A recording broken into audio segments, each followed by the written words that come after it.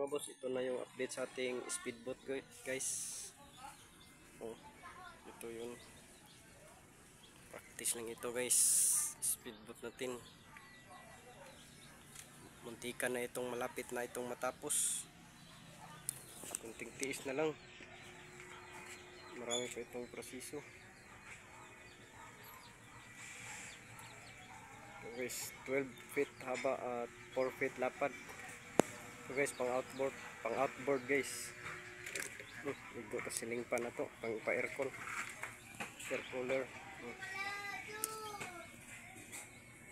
Ito yung shop natin, boat shop. Make wood lang, wood a tree. Ito yung sa igagaw ko guys, paggawa siya guys.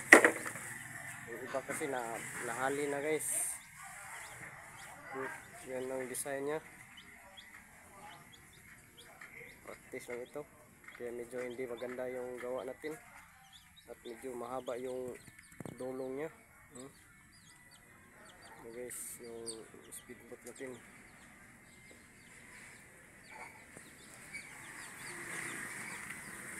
Ito lang yung update guys. Ito guys, speedboat guys.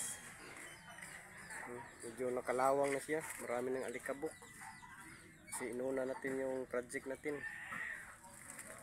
Guys, lambing ini guys, lambing ini.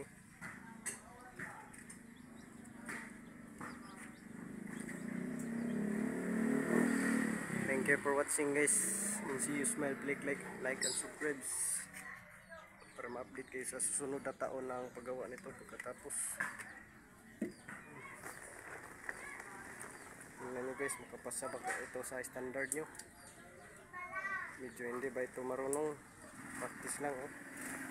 Ganyan design guys, drawing lang, hindi na computerize, drawing lies na.